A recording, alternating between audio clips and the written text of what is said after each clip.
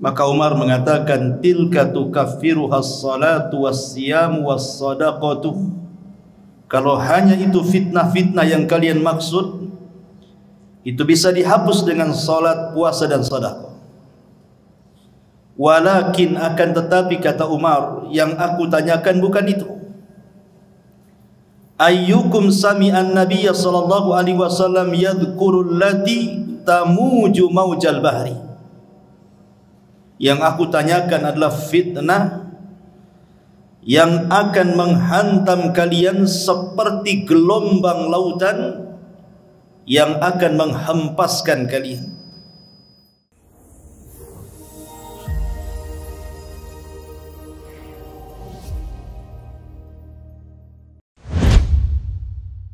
Alhamdulillah, di malam hari ini kita akan membahas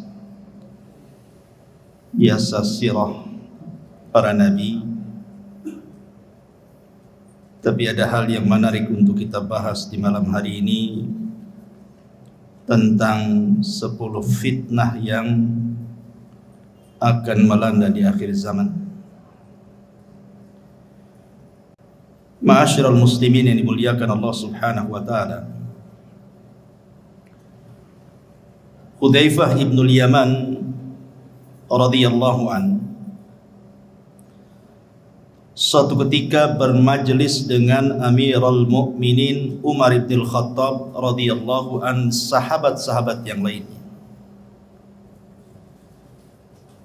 Kemudian Umar radhiyallahu an mengatakan, ayyukum sami'a Rasulullah sallallahu alaihi wasallam yadhkurul fitan. Siapa di antara kalian yang mendengar dari Nabi sallallahu alaihi wasallam saat Rasul menyebutkan tentang fitnah-fitnah yang akan muncul? Faqala qaumun, maka sebagian para sahabat mengatakan, nahnu sami'na, ya kami mendengarnya. Faqala la'allakum ta'nuna fitnatar rajuli fi ahlihi wa jari. Maka Umar mengatakan, boleh jadi yang kalian sangkakan itu, kalian mendengar soal fitnah seseorang, keluarga dan tetangganya. Maka sahabat yang lain mengatakan, ajal ya, tentu. Maka Umar mengatakan, tilka tukaffiruhas salatu wassiyamu wassadaqatu. Kalau hanya itu fitnah-fitnah yang kalian maksud, itu bisa dihapus dengan salat, puasa dan sedekah. Walakin, akan tetapi, kata Umar, yang aku tanyakan bukan itu. Ayyukum sami'an nabiyya sallallahu alaihi wasallam yadhkurul lati tamuju maujal bahri. Yang aku tanyakan adalah fitnah yang akan menghantam kalian seperti gelombang lautan yang akan menghempaskan kalian. Qala Hudzaifah, maka Hudzaifah berkata, fa askatal qaum. Maka sahabat yang lain pun terdiam. Faqultu ana, kata Hudzaifah, aku tahu.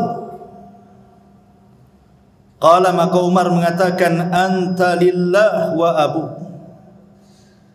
Wahai Hudzaifah, demi Allah, ceritakan fitnah itu. Maka Hudzaifah ibn al-Yaman mengatakan, sami'tu Rasulullah sallallahu alaihi wasallam tu'radul fitan 'alal qulubi kal hasiri 'udan 'udan. Fa ayyu qalbin ushribaha nukitat fihi nuktatus sauda, wa ayyu qalbin anqaraha nukita fihi nuktatun bayda, hatta tasira ala qalbaini ala al-abyad misli as-safa, fala tadurruhu fitnatun ma damatis samawati wal ardh.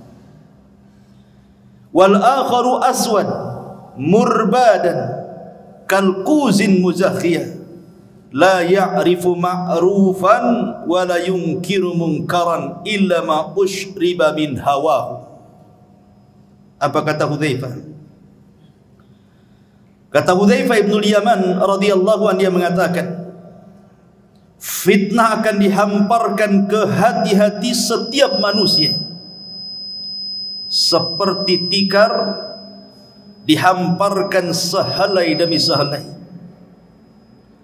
Maka hati mana saja yang akan menyerapnya, maka akan berbekas satu titik hitam padanya. Dan hati mana saja yang mengingkarinya, maka akan berbekas titik putih di hatinya. Sehingga keadaan hati manusia menjadi dua bagian. Ada hati yang putih bersih seperti batu licin yang tidak terpengaruh oleh fitnah selama langit dan bumi tegak, tapi juga ada hati yang hitam kelam berdebu seperti cangkir yang terbalik. Akibatnya dia tidak mengenal yang ma'ruf, tidak pula mencegah yang mungkar. Dia hanya menyerap apapun yang bersumber dari hawa nafsunya. Hadis ini dikeluarkan oleh Imam Muslim dan yang lain. Perhatikan hadis ini, ma'asyiral muslimin yang dimuliakan Allah Subhanahu wa taala. Nabi sallallahu alaihi wasallam menceritakan lewat lisan Hudzaifah Ibnul Yaman yang mendengar langsung dari Nabi, bahwa nanti fitnah itu akan dihamparkan di tengah-tengah manusia seperti tikar yang dihamparkan berhelai-helai. Kemudian kata Hudzaifah Ibnul Yaman, beliau mengatakan, fa ayyu qalbin ushribaha, siapapun yang kemudian punya hati dan menyerap fitnah itu, maka hatinya akan diletakkan titik hitam. Siapapun yang mengingkari fitnah itu, maka Allah akan letakkan titik putih di hatinya. Di sini Nabi SAW mengisyaratkan bahwa di akhir zaman akan banyak fitnah yang muncul. Dan fitnah itu mengotori hati setiap manusia, kecuali orang-orang yang Allah rahmati. Kenapa di sini Nabi SAW bicara soal hati? Karena masuknya fitnah itu dari hati. Masuknya fitnah itu dari hati. Makanya Rasul bercerita tentang hati. Karena kemuliaan manusia juga ada pada hati, sebagaimana kehinaan manusia juga ada pada hatinya. Lihat ketika Allah Subhanahu wa taala bersumpah dengan wattini wazzaitun wa turi sinina wa hadzal baladil amin. Allah bersumpah dengan apa? Dengan dua buah. Yang pertama tin dan zaitun. Yang kedua bersumpah dengan dua tempat, Tur, maksudnya Bukit Tur di mana Musa mendapatkan Taurat, wa hadzal baladil amin, dan juga dengan Mekah. Apa kaitannya dua tempat dengan dua buah itu? Bukit Tur adalah bukit yang sangat suci, makanya Allah katakan muqaddasi tuah, bukit yang disucikan. Dan Mekah juga negeri yang disucikan oleh Allah Azza wa Jalla. Lalu apa kaitannya dengan tin dan zaitun? Tin dan zaitun itu maksudnya diarahkan ke Palestina. Karena di Palestina inilah banyak tumbuh tin dan zaitun. Maksudnya Masjidil Aqsa. Jadi Allah bersumpah dengan tempat-tempat suci. Aqsa tempat suci, Bukit Tur tempat suci, Mekah juga tempat suci. Kemudian setelahnya Allah Subhanahu wa taala bicara soal kondisi dua manusia. Manusia yang pertama fi ahsani taqwim, sebaik-baik ciptaan, dan manusia yang kedua aradatnahu fi asfala safilin, manusia yang direndahkan serendah-rendahnya, bahkan boleh juga lebih rendah dibandingkan binatang. Dari sini menunjukkan bahwa kebersihan hati itu bisa mengangkat derajat manusia, dan kekotoran hati itu bisa merendahkannya. Makanya Allah mengatakan qad aflaha man zakkaha wa qad khaba man dassaha.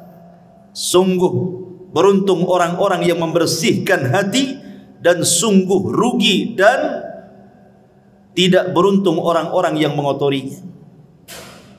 Ma'asyiral muslimin yang dimuliakan Allah Subhanahu wa taala. Dari sini kita bertolak bahwa nanti di akhir zaman hati kita akan diuji dengan berbagai macam fitnah. Kalau hati kita mudah mendapatkan fitnah, maka Allah letakkan titik hitam dalam hati kita. Ketika semakin banyak titik hitam itu, maka hati akan susah dapat hidayah.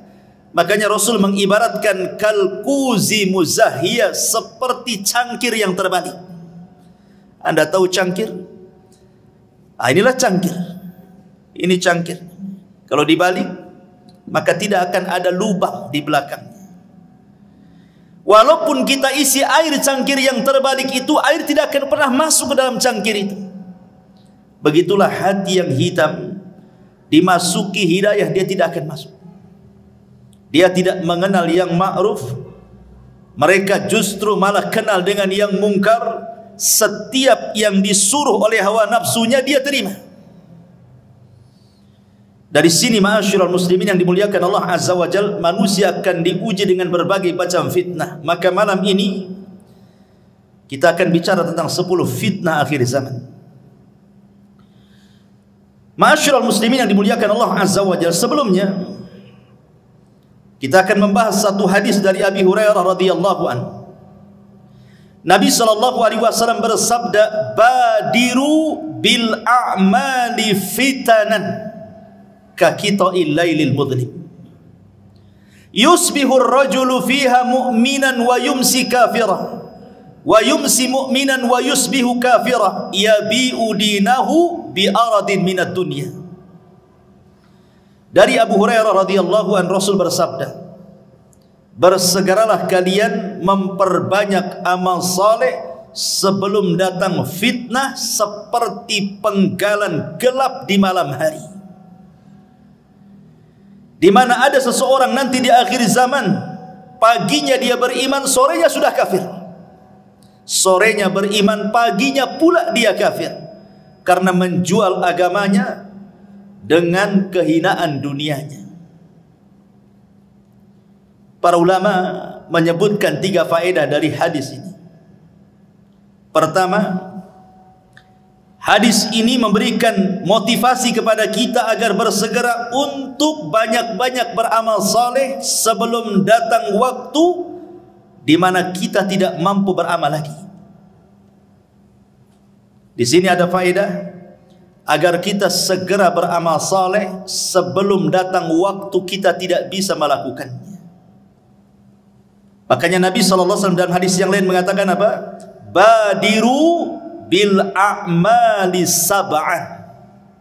Bersegeralah kalian sebelum datang 7 perkara.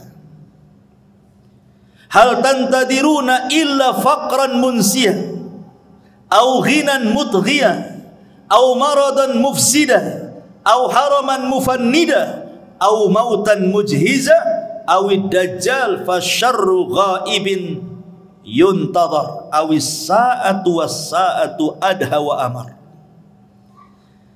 Kata Nabi sallallahu alaihi wasallam, beramalah kalian, bersegera beramal sebelum datang 7 perkara. Yang pertama, kefakiran yang melupakan. Kefakiran yang menjadikan lupa kepada Allah karena sibuk mencari dunia, lupa pula dengan ibadah. Atau kalau dia selamat dari kefakiran, belum tentu selamat dari kekayaan yang melampaui batas.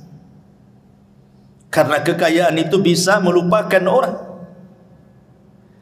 Okelah dia selamat, dia kaya, dia pun taat kepada Allah Azza wa Jalla, belum tentu selamat dari yang ketiga, maradan mufsida, sakit yang membuat dia terduduk tidak bisa beramal. Kaya tapi tidak bisa sholat ke masjid, sakit. Kaya tapi tidak bisa dia bersilaturahim karena tidak bisa bergerak. Oke, dia selamat dari sakit, belum tentu selamat dari yang keempat, haraman mufannida, pikun. Pikun yang melupakan segalanya. Oke, dia selamat dari pikun, tapi dia tidak selamat dari yang kelimanya. Mautan mujahiza, mati mendadak, ketabrak, jatuh, mati mendadak. Atau mungkin dia selamat dari kematian mendadak. Bisa jadi yang keenam, atau dia mendapatkan dajjal. Dan dajjal lah seburuk-buruk fitnah yang tersembunyi yang ditunggu oleh setiap manusia. Oke, dia selamat dari dajjal, dia tidak selamat dari kiamat. Ini 7 perkara. Kata Rasul, bersegera beramal soleh sebelum datang 7 perkara ini. Kemudian faedah yang kedua dari hadis ini memberikan satu isyarat bahwa di akhir zaman nanti akan banyak terjadi berbagai macam fitnah, di mana datangnya fitnah ini beruntun. Belum selesai yang ini, datang yang itu. Belum selesai yang itu, datang yang lainnya pula. Makanya Nabi SAW juga mengatakan, badiru bil a'mali sittan. Bersegeralah kalian untuk beramal soleh sebelum datang 6 perkara. Imaratus sufaha, munculnya para pemimpin-pemimpin jahil yang merusak agama dan dunia. Kasratus syurat, banyaknya keamanan negara karena banyak kerusuhan di mana-mana. Wa bai'ul hukmi, jual beli hukum di pengadilan, membayar pengacara, membayar saksi, menyogok hakim. Istighfafan biddima, murahnya sebuah darah, pembunuhan mudah sekali, seolah-olah yang membunuh tidak tahu kenapa dia bisa membunuh, yang dibunuh makin bingung kenapa bisa dibunuh. Au qati'atir rahim, banyaknya orang memutus silaturahim. Au nasyun yattakhiduna al-Qur'ana mazamir, atau Al-Quran hanya disamakan dengan nyanyian. Orang mengundang orang itu untuk membaca Quran hanya untuk dinikmati lagunya, bukan untuk ditadaburi. Yuqaddimuna ahadahum liyughanniyahum wa in kana aqalluhum fikha, hanya diundang untuk mengaji, dinikmati lagunya walaupun dia tidak paham soal fikihnya. Dan fitnah ini banyak, ini hanya sekelumit bahwa Rasul akan menjelaskan di akhir zaman akan muncul-muncul yang seperti ini. Ini belum selesai, tumbuh yang itu yang selesai, datang pula yang lainnya, dan begitu seterusnya. Dan yang ketiga, zaman kita ini ikhwan adalah zaman fitnah. Dan ujian serta manusia disibukkan dengan urusan dunia itu luar biasa. Dan ingat, kata Imam Ibnul Qayyim rahimahullah ta'ala mengatakan sumber fitnah itu 2, syahwat dan syubhat. Dan itu berasal dari 4 perkara: iblis, dunia, pemikiran sesat, dan hawa nafsu. Inilah yang kita akan bahas. 10 fitnah ini bersumber dari 4 perkara, yang dikerucutkan lagi bersumber dari 2 perkara, syubhat dan syahwat. Ma'asyiral muslimin yang dimuliakan Allah Subhanahu wa taala. Yang pertama, fitnatul mal, fitnah harta. Mengumpulkan harta ikhwan tidak tercela. Tidak, Al-Quran dan Sunnah tidak mencela orang mengumpulkan harta. Karena manusia itu memang difitrahkan cinta dengan harta. Allah mengatakan, wal 'adiyati dhabha fal muriyati qadha fal mughirati subha fa atharna bihi naq'an fa wasatna bihi jam'an innal insana li rabbih lakanud wa innahu li hubbil khairi lasyadid.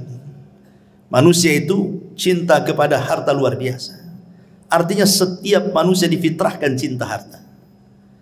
Tidak ada manusia yang tidak cinta harta. Dusta kalau ada orang enggak cinta harta itu. Semua orang cinta harta. Tetapi ma'asyiral muslimin, walaupun mengumpulkan harta tidak tercela secara mutlak, akan tetapi perlu diingat bahwa di dunia ini bukan tempat kita tinggal. Artinya kalau ada orang dari muda sampai tua hartanya banyak sampai mampu kembali apa saja yang ia kehendaki, tetap saja dunia itu pendek bagi dia. Ada masanya dia meninggalkan harta itu. Makanya Abdullah ibn Abbas radhiyallahu anhuma mengatakan, "Lau anna libni Adam wadiyan min dhahabin ahabbu an yakuna lahu wadiyani walan yamla'u fahu illa turab wa yatubu Allahu ala man tab." Kalaulah anak Adam ini meminta satu lembah emas dan Allah berikan, pasti dia berkehendak untuk mendapatkan lembah-lembah emas yang lain. Itulah fitrah manusia. Ada orang yang berkeinginan, saya kalau sudah punya rumah, punya kendaraan, punya ini, punya itu, sudahlah, saya akan tenang-tenang, saya akan menikmati. Rupanya tidak juga. Setelah keinginannya tercapai, rupanya makin gila lagi keinginannya. Begitulah harta, ikhwatu fiddin, muliakan Allah subhanahu wa ta'ala, menjadi fitnah. Fitnah bagi pemiliknya. Ma'asyiral muslimin yang dimuliakan Allah azza wa jalla, dari segi mana fitnahnya harta itu? Begini ikhwan, kenapa harta menjadi fitnah itu? Kalau orang terus mencari harta, keinginannya tercapai, rumah sudah kebeli, kendaraan sudah kebeli, dia pun mampu membuat usaha, hartanya banyak. Terkadang manusia takut kalau seandainya kekayaannya hilang. Ketika ada kekhawatiran hilang hartanya, inilah kemudian dia berubah menjadi jahat. Makanya Allah subhanahu wa ta'ala mengatakan, wa minhum man ahadallah la in atana min fadli lanasaddaqanna wa lanakunanna minas salihin falamma atahum min fadlihi bakhilu bihi wa tawallaw wa hum mu'ridun. At-Taubah 75-76. Ada di antara manusia yang berjanji kepada Allah subhanahu wa ta'ala, kalau Allah memberikan kepadaku harta yang banyak, aku akan sedekah, aku akan menjadi orang baik. Ketika Allah berikan betul-betul harta itu, apa yang terjadi? Bakhilu bihi, dia pun menjadi orang yang paling bakhil. Kemudian wa tawallaw wa hum mu'ridun, dia pun berpaling dan tidak mau dekat dengan Allah subhanahu wa ta'ala. Disitulah letak fitnahnya. Orang kalau sudah kemudian punya harta, takut pula dia kehilangan harta. Karena dia takut kehilangan harta, bukan dia yang kuasai harta, harta pula menguasai dia. Disitulah bahayanya.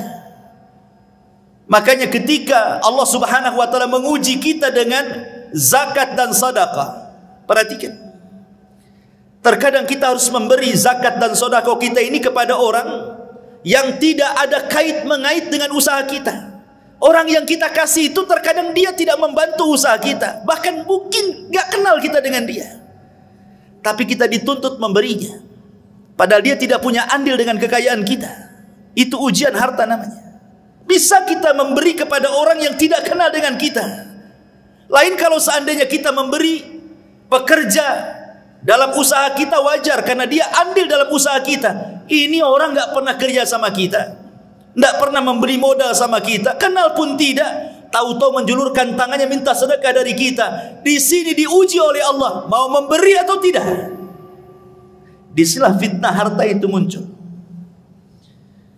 Makanya Qarun adalah orang yang paling dekat dengan Nabi Musa, ahli dan pakar Taurat. Ketika membaca Taurat paling indah suaranya, orang suka dengan Qarun. Itu lagi miskin-miskinnya. Setelah dibentangkan kekayaan kepada Qarun, mulailah dia jahat. Kalla innal insana la yatgha an ra'ahu istaghna. Sekali-kali jangan begitu. Terkadang ketika Allah bentangkan kehidupan dunia, melampaui batas pula Anda. Ketika Nabi Musa disyariatkan zakat, kemudian menyuruh orang untuk mengambil zakat dari Qarun, apa kata Qarun? Innama utituhu ala ilmin indi. Enak saja kau datang ngambil zakat dariku, sementara kekayaanku ini hasil jerih payahku. Lelah letih aku mencarinya. Qarun menjadi bakhil.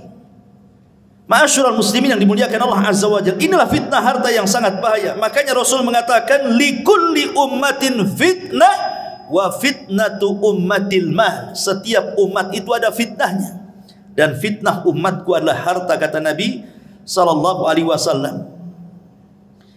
Ma'asyiral muslimin yang dimuliakan Allah Subhanahu wa taala, apalagi kalau kita lihat di zaman sekarang itu, zaman globalisasi, zaman di mana orang mampu mengakses yang jauh menjadi dekat. Tontonan setiap hari kita bisa lihat di televisi, YouTube, dan semua media-media massa. Lihat yang dipertontonkan di hadapan kita. Terkadang sinetron, film-film, semua bicara kemegahan. Konten-konten YouTube hanya bicara soal rumah megah, kendaraan megah, tanah luas, macam-macam. Sementara yang nonton itu orang-orang miskin, orang-orang susah. Kebayang dia kepengen seperti itu. Tengok tetangga rumahnya makin besar, kebayang kapan saya seperti dia. Akhirnya ketika itu bayangannya lupa dengan yang di atas, karena dia ingin mengejar hayalannya. Di situ fitnahnya. Ma'asyiral muslimin yang dimuliakan Allah Subhanahu wa taala, padahal kalau kita melihat hakikat harta, kata ulama, at-tajmi' wa tafriq. Harta itu sebenarnya hanya dikumpul-kumpul, habis itu ditinggal. Coba lihat orang-orang yang kaya miliarder itu, triliunan uangnya itu, kekayaannya masih numpuk di atas bumi, dia pula sudah pulang ke bawah bumi. Siapa yang menikmati itu?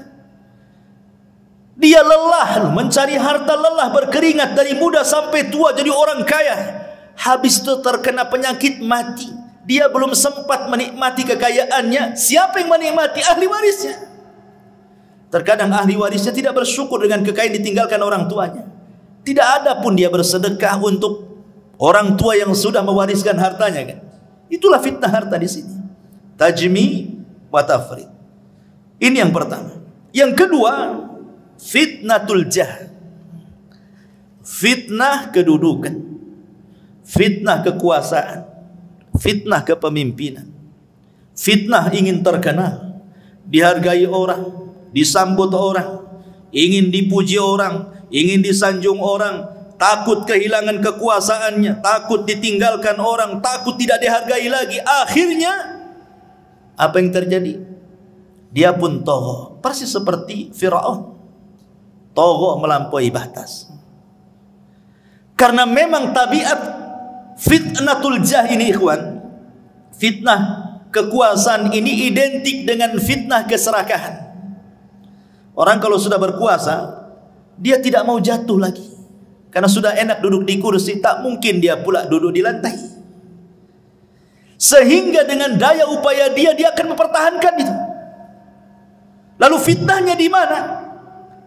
Fitnahnya di sini, ketika dia berpikir akan jatuh, dia sudah terbayang itu. Sudah tidak ada lagi acara-acara resmi kerajaan, pemerintah, tidak ada lagi sambutan-sambutan, tidak ada lagi sanjungan-sanjungan, tidak ada lagi pujian-pujian, tidak ada lagi, semuanya halaka anni sultaniyah, hilang kekuasaannya. Umar bin Abdul Aziz rahimahullahu ta'ala, ketika dia sedang sakit parah, dia minta dipapah ke kuburan. Kemudian dia pandang kuburan itu, kemudian dia menangis. Kemudian dia berteriak dan mengatakan, ma'agna anni maliyah, halaka anni sultaniyah, katanya. Kalau seandainya aku mati, kata Umar bin Abdul Aziz, tidak ada manfaat harta yang menumpuk di depan saya. Tidak pun kekuasaan akan hilang begitu saja. Belum mati nih, orang yang jatuh dari kekuasaan itu sudah stres dulu deh. Karena sudah tidak ada lagi yang menghargai dia. Apalagi tabiat orang yang berkuasa itu, kalau sudah naik rezim yang lain, dia akan menjatuhkan rezim sebelumnya. Dan begitu seterusnya itu. Dari zaman ke zaman seperti itu. Sehingga fitnahnya di sini. Akhirnya kemudian menghalalkan segala cara, yang penting naik ke sana. Mau sikut kiri, sikut kanan, mau menzalimi orang, mengambil hak orang, gak peduli dia. Yang penting aman kedudukannya. Ini fitnah, ini luar biasa. Makanya Nabi sallallahu alaihi wasallam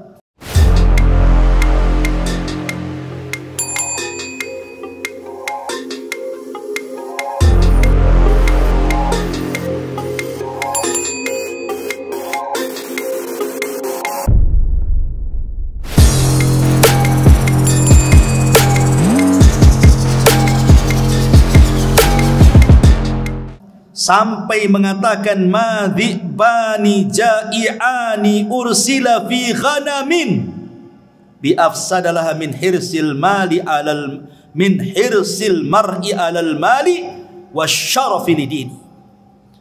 Kalau seandainya ada dua serigala yang dua-duanya lapar, kata Rasul, ini serigala belum makan 1 minggu, lapar, di depannya ada kambing, tentu serigala ini akan mencabik-cabik kambing itu sampai kenyang, sampai robek, sampai rusak. Kata Rasul, kondisi kambing yang rusak dicabik dua serigala lapar itu tidaklah sebanding kerusakannya dibandingkan orang yang semangat mengejar harta dan kedudukan. Karena kalau dua serigala ini hanya memakan 1 kambing sudah kenyang, selesai. Tapi orang yang mengejar kedudukan, dia akan korbankan banyak orang. Dia akan korbankan, dia harus berdusta di situ. Terkadang harus mendolimi, terkadang harus menyakiti, tak jarang membunuh, naudzubillah. Makanya di sini kemudian Rasul mengatakan, rusaknya kambing yang diterkam serigala tidak seberapa tuh dibandingkan kerusakan orang-orang yang mengejar kedudukan. Naudzubillah. Kemudian yang ketiga, fitnatul zaujati wa fitnatul aulad. Fitnah pasangan hidup dan juga anak-anak.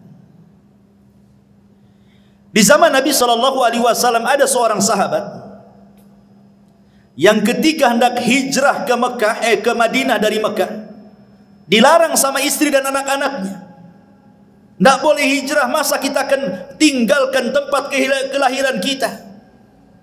Akhirnya sahabat ini tak jadi hijrah karena dihalangi oleh keluarganya, digandoli oleh istri dan anak-anaknya. Tidak usahlah ikut-ikut hijrah ke Madinah itu, kita sudah enak hidup di Mekah, kalau kita ke Madinah mau tinggal di mana, bla bla bla bla, macam-macam mengeluh keluarganya. Tak jadi dia hijrah.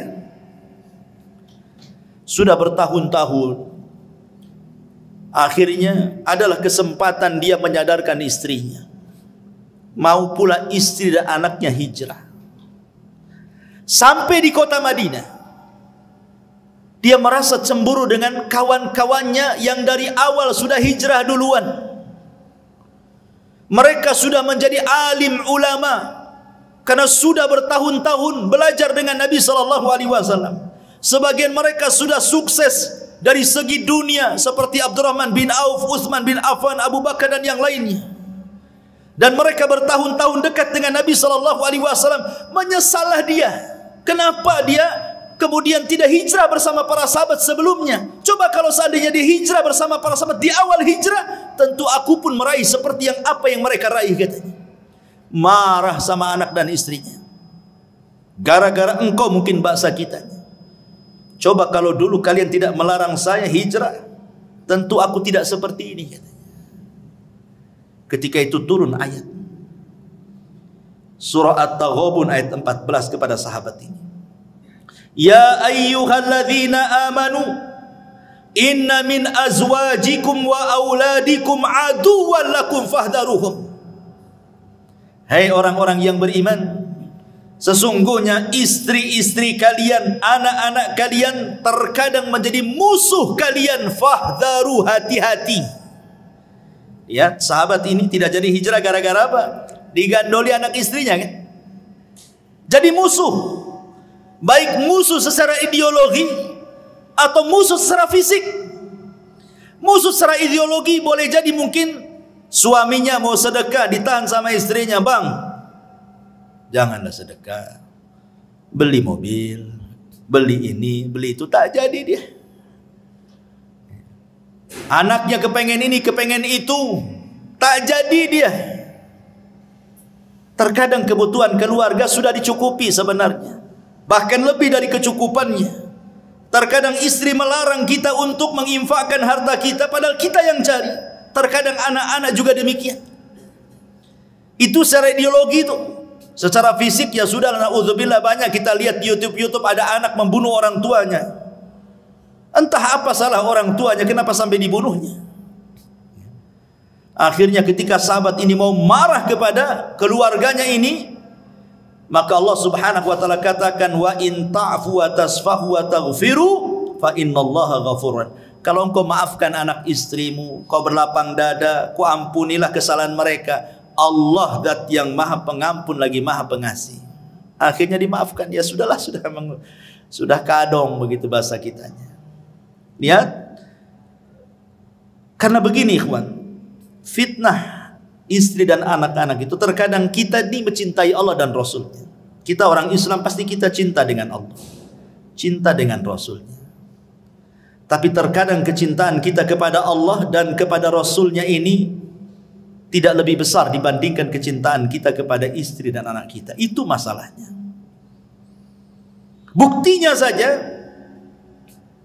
ada orang kepala rumah tangga lah,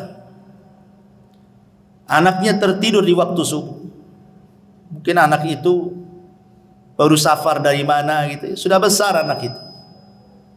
Kemudian malamnya ngobrol sampai kemudian dia baru 1 jam subuh baru tidur.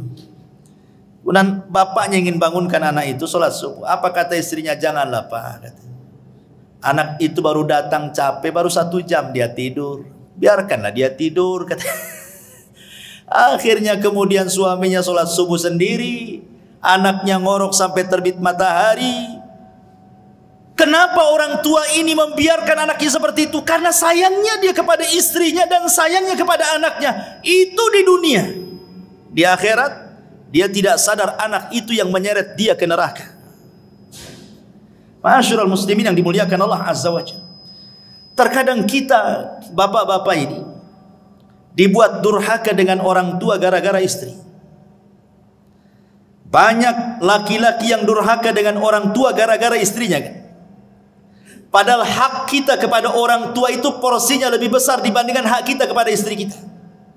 Kalau seandainya ada uang 1 juta, kemudian di situ ada 2 orang, 1 orang tua, 1 istri, kemana uang ini saya sedekahkan? Kata Rasul, Allah berfirman, yas'alunaka madza yunfikun.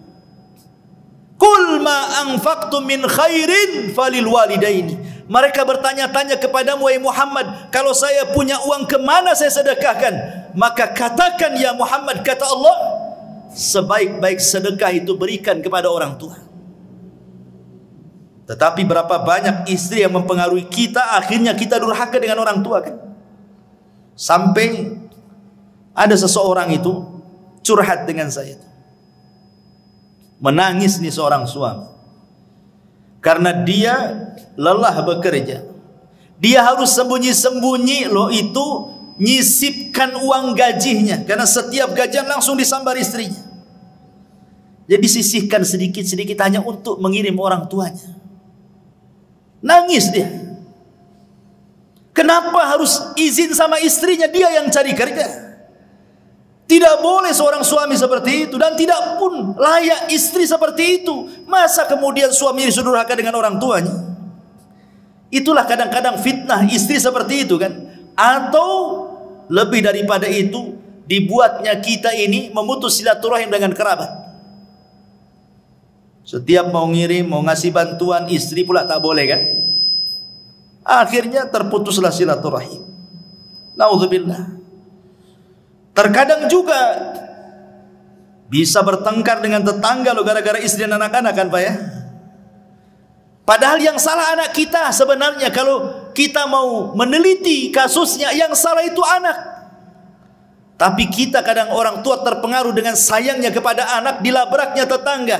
Anaknya sudah akur salaman dengan sesama anaknya, kita pula 7 turunan dendamnya tak habis-habis. Ya kan? Fitnah. Ya. Ma'asyiral muslimin yang dimuliakan Allah Subhanahu wa taala. Ini fitnah keluarga. Kemudian yang tak kalah parahnya lagi ada namanya fitnatun nisa. Ini yang keempat. Fitnah perempuan. Nabi SAW bersabda dalam hadis Muslim dan juga dikeluarkan Imam Bukhari, "Ma taraktu ba'di fitnatan adarru 'ala rijali minan nisa." Tidak ada yang aku tinggalkan setelahku fitnah yang lebih besar dibandingkan fitnah wanita. Kita lihat Adam dicipta dari apa? Dari tanah. Kalau Hawa dicipta dari siapa? Dari tulang rusuk Adam. Ahli tafsir mengatakan saat Adam tertidur diambil tulang rusuk yang paling bengkok, yang paling atas, yang dekat dengan jantung, diambil kemudian diciptakan Hawa. Kenapa saat tidur Adam diambil tulang rusuknya? Supaya Adam tidak benci dengan istrinya. Makanya saat tertidur diambil dan tidak terasa. Pas bangun nampak pula Hawa sudah di depan dia. Artinya tabiat laki-laki karena terbuat dari tanah, makanya dia bergelut dengan tanah kan. Antum yang bangun rumah, bangun ini, bangun itu untuk istri kan. Dari tanah. Rumah antum dari apa? Dari tanah lah. Dari pasir, dari apa-apa, semua dari tanah. Karena kita laki-laki tercipta dari tanah kan. Makanya kita bangun rumah. Karena istri tercipta dari tulang rusuk yang dekat dengan jantung, makanya fungsi istri itu menenangkan. Itu kalau yang berakal. Dapat pula istri yang tak berakal, habis lantung. Karena dia dekat jantung kan, diciptakan dari tulang rusuk yang paling bengkok, makanya dia dekat jantung untuk memberikan motivasi kepada suaminya. Tapi ternyata banyak pula kemudian wanita-wanita itu yang tidak bersyukur dengan suaminya. Ini masih mencakup fitnah wanita tapi masih istrinya. Masih istri kita maksudnya. Begini, istri itu diciptakan untuk kita itu dalam rangka perhiasan. Jadi wanita itu sebenarnya perhiasan bagi laki-laki. Makanya ketika Nabi SAW mengatakan sebaik-baik perhiasan itu adalah istri yang soleha kan itu. Karena wanita itu perhiasan bagi laki-laki. Laki-laki lebih suka memandang perempuan dibandingkan barang-barang antik lainnya. Ya kan? Antum lebih suka memandang perempuan dibandingkan celana bagus, tas bagus. Walaupun bermerek itu nggak tertarik. Coba dipajangkan satu perempuan yang cantik, nggak berkedip antum. Kalau sama celana berkedip-kedip lah. Ya. Karena memang wanita diciptakan jadi perhiasan bagi laki-laki. Makanya kenapa kenikmatan laki-laki itu lebih banyak dikasih perempuan di sorga. Karena memang difitrahkan laki-laki itu hanya suka perempuan. Kalau yang lain bosan, kalau perempuan nggak akan bosan. Berbeda dengan perempuan. Perempuan itu bukan satu-satunya kenikmatan laki-laki. Ya, dia juga difitrahkan cinta dengan kita. Tapi kecintaannya bercabang. Ia cinta dengan suami, ia cinta dengan perhiasan, ia cinta dengan baju, dengan pakaian, dengan macam-macam. Makanya kenikmatan di sorga pun bercabang-cabang dia. Dia tidak dikasih bidadara banyak-banyak, satu aja suaminya. Karena di dunia saja perempuan itu dia tidak begitu suka dengan laki-laki. Dia suka kadang, tapi juga ada yang lain yang disukai dia. Makanya lihat perempuan itu kalau antum kasih hadiah baju senang luar biasa kan. Kalau antum dikasih hadiah sama istri kaos nggak senang, biasa-biasa saja kan. Nggak ada surprise-nya sama sekali. Karena hari-hari juga kita pakai kaos kadang seminggu sekali baru ganti. Kalau perempuan kan dikit-dikit ganti, dikit-dikit ganti. Ada pakaian dapur, beda dengan pakaian keluar, beda dengan pakaian kearisan, beda dengan pakaian ke pasar dan begitu seterusnya kan. Laki-laki mana peduli? Mau ke undangan ya itu, mau sholat ya itu, mau tidur ya itu gitu. Gak peduli dia. Ma'asyiral muslimin yang dimuliakan Allah Azza wa Jalla, masalahnya ikhwan, di mana letak fitnah nih perempuan? Yang dimaksud dalam hadis ini, maksudnya di sini bukan istri kita, tapi perempuan yang tidak ada kait mengait dengan kita. Karena begini, ada satu kisah, ini sering saya ceritakan, tapi di sini belum. Abu Abdillah Al-Laghawi rahimahullahu ta'ala, seorang ulama salaf. Abu Abdillah Al-Laghawi rahimahullahu ta'ala bercerita, di zamannya ada anak muda. Anak muda ini rajin sholat, tidak lepas baca Quran, hadir terus di majelis taklim, pokoknya anak muda soleh. Dia berjalan melewati satu gereja. Rupanya di dalam gereja itu ada seorang wanita biarawati yang sangat cantik sekali. Entah kenapa pandangannya tertuju kepada wanita itu. Begitulah bapak-bapak. Ya, tak sabar kalau melihat yang bening-bening. Langsung dituju matanya ke situ. Akhirnya kemudian setiap hari lewat gereja itu, setiap itu pula dia menatap wanita itu. Setan masuk, panah cinta masuk ke yang perempuan dan masuk pula ke yang laki-laki. Akhirnya mulai saling mengirim surat karena tidak berani dia mendekat gereja. Surat dibalas surat, perjanjian dibalas janji, ketemu dibalas ketemu, akhirnya ngobrol, jatuh cinta, kemudian kepengen menikah. Cintanya kuat luar biasa. Masalahnya, yang satu muslim, yang satu Nasrani. Biarawati lagi, tidak bisa menikah kecuali dia keluar dari petugas gereja. Sakitlah anak muda ini karena terus terpikir dengan wanita itu. Sampai akhirnya sakitnya memarah, tidak mau makan, tidak mau minum, kurus, akhirnya sampai ke sakaratul maut. Mati gara-gara cinta.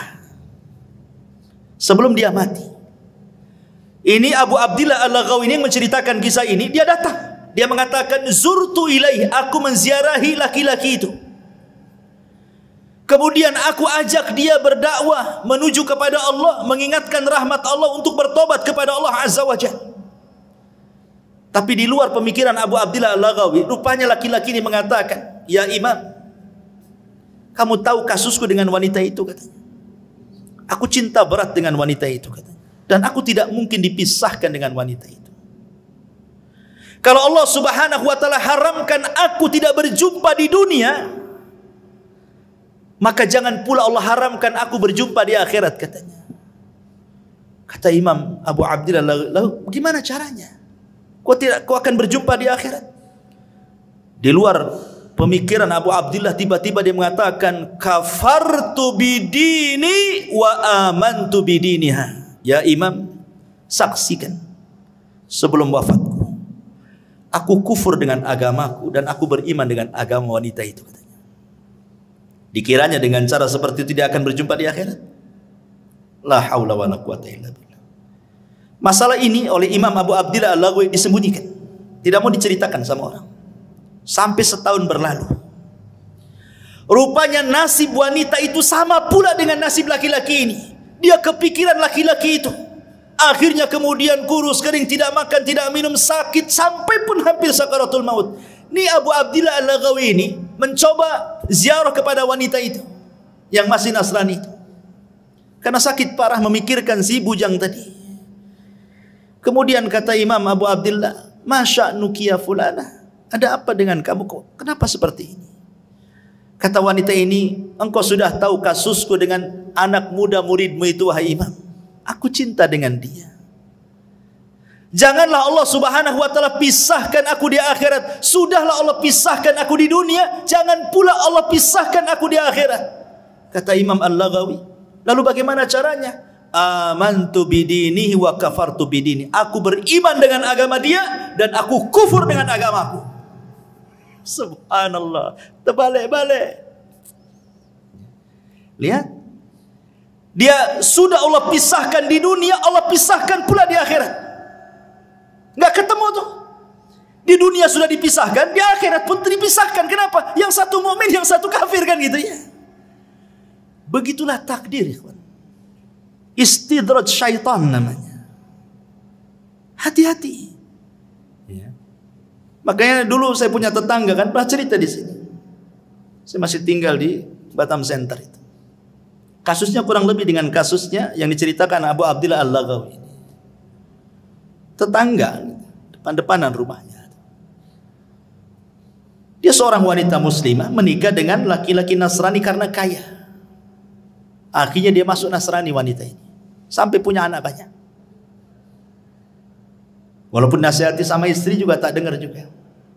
Qadarullah pula, suaminya ini ada hubungan dengan perempuan yang ketiga.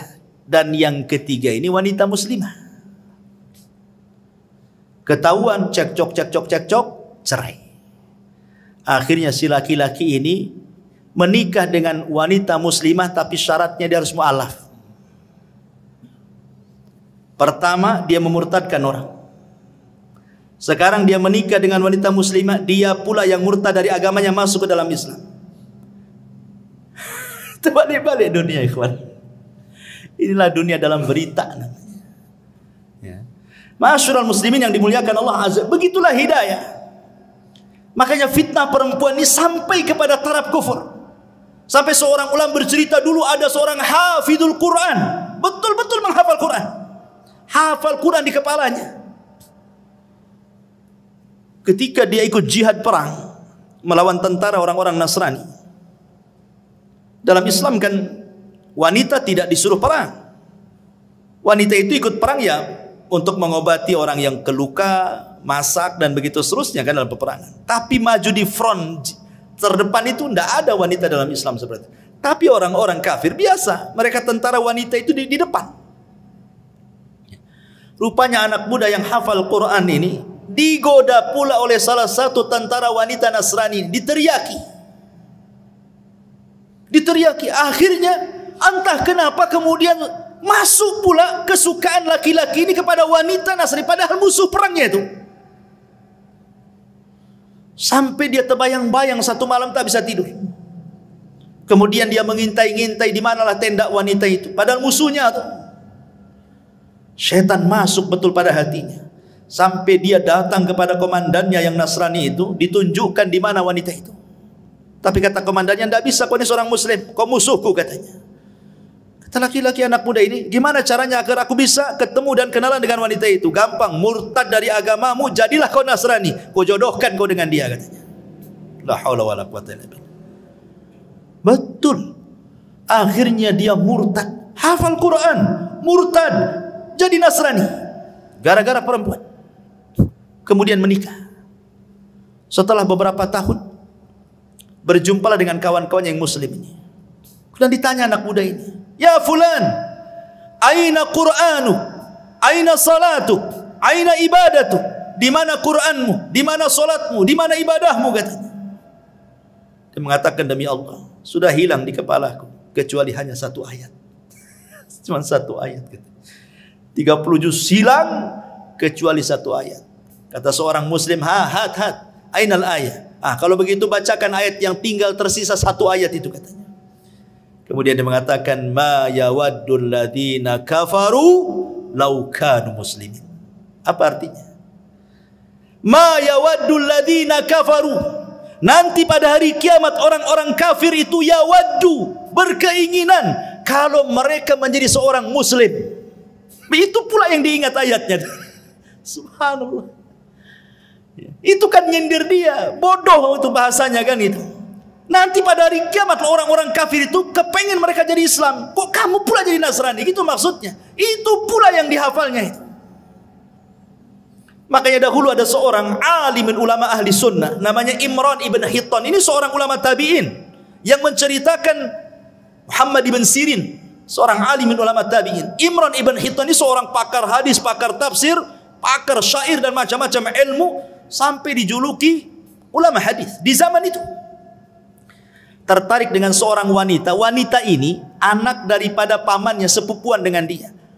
Cantik jelita. Masalahnya satu keluarga pamannya khawarij semuanya. Bahasa kitanya teroris semuanya. Dinasihatilah oleh kawan-kawan, ya Imran, jangan menikah dengan dia. Nanti kau keseret dengan khawarij katanya. Kata Imran bin Hittan, tidak. Enggak mungkin. Aku sudah kokoh dengan akidah ahli sunnahku, tidak mungkin aku masuk khawarij. Dinasihati tak bisa. Nikah pula dia betul-betul melamar wanita anak pamannya. Subhanallah. Dengan seiringnya waktu tahun berlalu, rupanya dia terpengaruh dengan khawarij. Jadilah tokoh khawarij dia. Jangan sangka kita ini sudah punya iman, punya Islam, dekat-dekat dengan syubhat, itu jangan. Nabi saja mengkhawatirkan Umar dengan agamanya saat memegang lembaran Taurat. Apa kata Rasul? Ya Umar, amutahawikun anta ya ibnal Khattab. Hei Umar, kau sudah bingung ya dengan agamamu. Ngapain kau bawa lembaran-lembaran Taurat itu? Buang, kata Rasulullah. Amutahawikun anta ya ibn al-Khattab. Laqad taraktukum 'ala al-bayda. Lailuha kanahariha la yazigu anha ila hali, kata Rasul. Aku loh tinggalkan Islam ini terang benerang. Malamnya seperti siangnya, yang tidak berpaling kecuali hancur. Kau pula bawa lembaran Taurat. Buang, wahai Umar. Dibuang sama Umar. Sekelas Umar dikhawatirkan agamanya sama Nabi. Siapa yang bisa membandingi Umar bin Khattab dengan kita? Yang kalau dia satu jalan dengan setan, setannya yang kabur. Yang kata Nabi SAW, kebenaran yajri ala lisanihi wa qalbi, berjalan di lisan dan hatinya. Yang dikatakan Nabi SAW, setiap umat itu ada mulham, dan mulhamnya umat adalah Umar bin Khattab. Setiap pendapatnya turun wahyu, tapi masih dikhawatirkan agamanya sama Nabi, kan? Jangan macam-macam dengan syubhat dan syahwat itu. Ma'asyiral muslimin yang dimuliakan Allah Azza wa Jalla, ini fitnah yang keempat, fitnah an-nisa. Fitnah yang kelima, fitnatul at-tughyan wa dhulmi. Fitnah banyaknya kezaliman, banyaknya keangkara-murkaan yang timbul dari kebijakan pemerintah yang zalim. Kita bisa rasakan bagaimana ketika ada kebijakan-kebijakan yang tidak pro rakyat, kan? Pamannya ini naik, itu naik, ini naik, itu naik, semua rakyat menjerit, kan? Itu fitnah, bagian daripada fitnah. Tetapi walaupun demikian, kata Nabi SAW, isbiru, sabar. Sabar, kata Rasul. Selama para pemimpin itu masih sholat, masih menampakkan Islamnya, sabar. Kecuali mereka sudah kufrun bawahan indakum minallahi burhan, kata Rasul. Kalau dia sudah kufur dan ada bukti kekufurannya, boleh kita berontak. Tapi kalau dia masih nampak sholat, pakaiannya juga masih Islam, masih pakai peci, masih nampak sholat di masjid, kita sabar. Kita doakan mudah-mudahan semakin baik, semakin baik, semakin baik. Karena ini fitnah masalahnya. Karena dampaknya kebijakan-kebijakan itu ke ekonomi. Ekonomi dampaknya kepada kefakiran. Kefakiran dampaknya kekufuran, kejahatan. Lihat salah satu dampak kenapa orang jadi teroris, salah satunya faktor ekonomi. Orang berpindah agama, salah satunya faktor ekonomi. Orang bisa jahat jadi merampok, membunuh gara-gara ekonomi. Ya kan? Fitnah. Ya, makanya kita bersabar kepada Allah Azza wa Jalla, terus bersabar. Minta kepada Allah Subhanahu wa taala supaya diperbaiki semuanya. Karena mencaci itu tidak solusi masalahnya. Ini juga fitnah, dan itu akan muncul dan akan terus muncul. Kemudian yang keenam, fitnatut tafarruq wal ikhtilaf wa tahazzub. Banyaknya perselisihan. Antar sesama kita aja berselisih. Padahal bahaya. Dulu Imam Bukhari meriwayatkan begini. Jadi Nabi SAW baru saja turun wahyu, diberitahu tentang tanggal Lailatul Qadar. Jadi turun wahyu memberitahu tanggal dan malam Lailatul Qadar itu. Pamannya turun wahyu tanggal 27 atau tanggal 29 gitu ya. Rasul sudah ada tuh di otaknya itu, karena turun wahyu diberitahu tuh tanggalnya. Senanglah Rasul itu, kepengen memberitahu sahabat tentang malam apa Lailatul Qadar dan tanggal berapa gitu. Akhirnya keluar rumah, ingin kasih tahu, maksudnya saking senangnya Rasulullah. Di tengah jalan ada dua sahabat bertengkar, melengking-lengking suaranya, saling mengotot keduanya. Akhirnya Nabi SAW sibuklah melerai dua orang ini sampai dilupakan tanggal dan malam Lailatul Qadar itu. Karena sibuk ini, sehingga ketika sudah selesai ini melerai keduanya, lupa dia.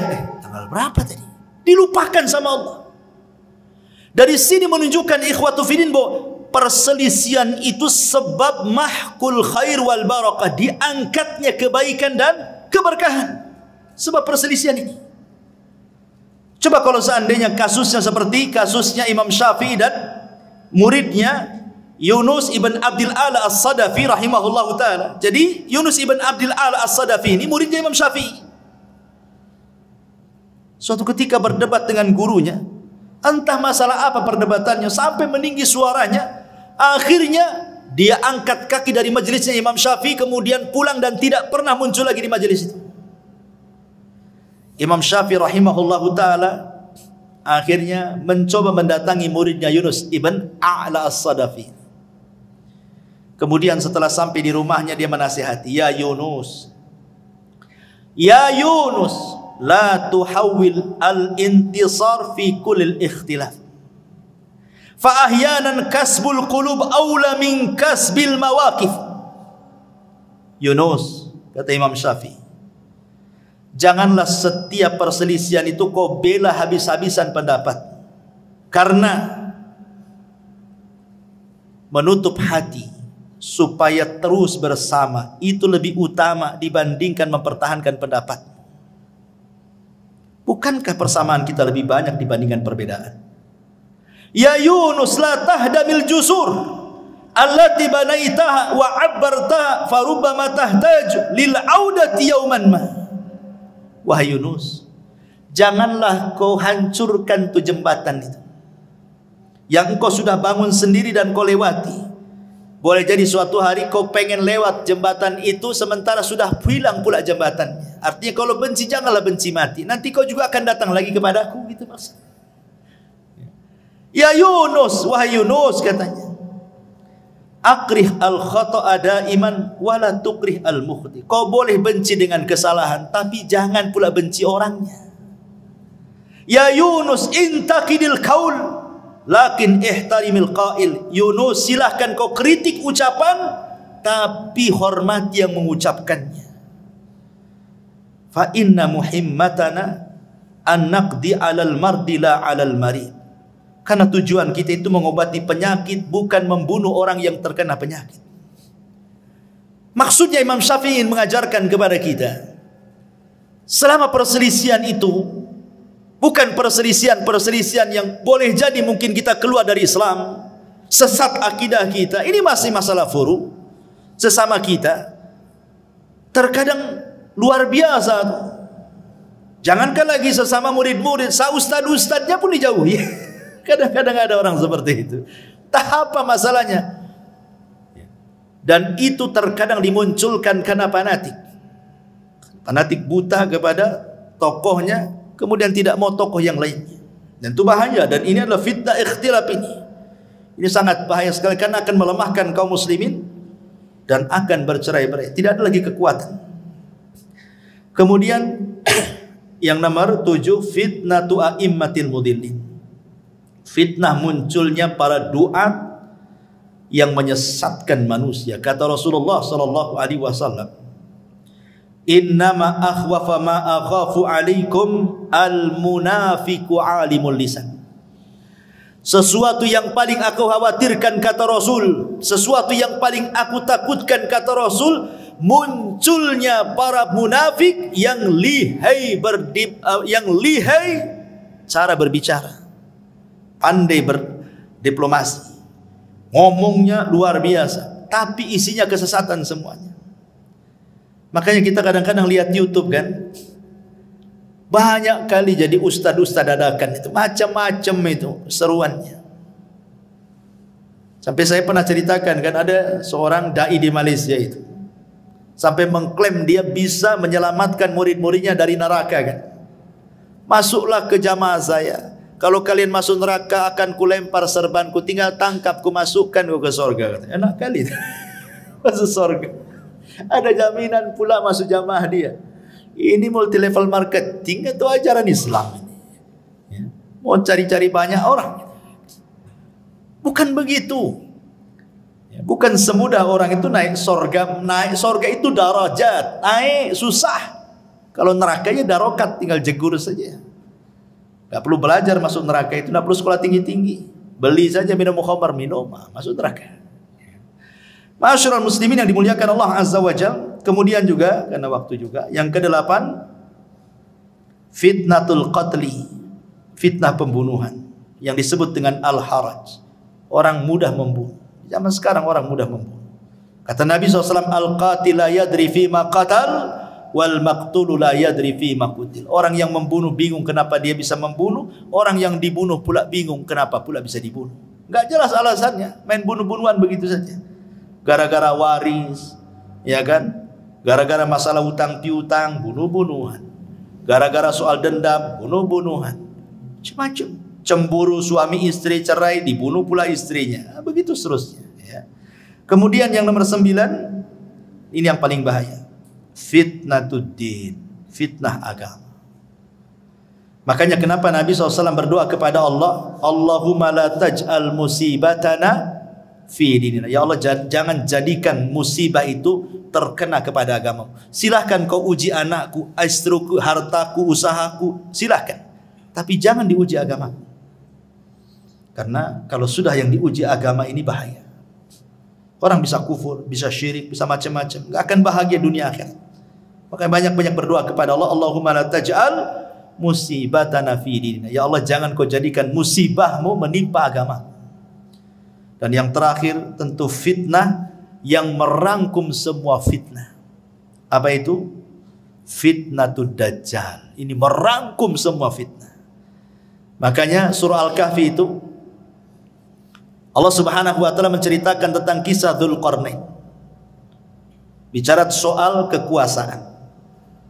Allah bicara tentang kisah Ashabul Jannatain, tentang harta, 2 kebun yang kufur. Kemudian yang ketiga kisah tentang Nabi Khidir dan Musa, kisah tentang ilmu. Kemudian kisah Ashabul Kahfi, kisah soal agama. Karena fitnah itu bisa saja dari agama, bisa saja dari dunia, bisa saja dari kekuasaan, bisa saja dari pemikiran. Dan itu ada pada Dajjal. Makanya kenapa kita disuruh membaca surah Al-Kahfi? Karena terangkum 4 fitnah ini ada pada Dajjal. Wallahu a'lam bishawab. Ini yang bisa sampaikan. Mudah-mudahan ada manfaatnya. Subhanakallahumma bihamdika, asyhadu an la ilaha illa anta, astaghfiruka wa atubu ilaik. Allahu ta'ala alam. Assalamualaikum warahmatullahi wabarakatuh. Intinya bahwa tolong berakhlak kepada Allah. Membahas tafsir dari surah Al-Imran. Lahirlah Imam Muslim, Abi Dawud, Tirmidzi, Ibnu Hibban. Jadi ketika Yunus alaihi salatu wassalam terkena undian itu,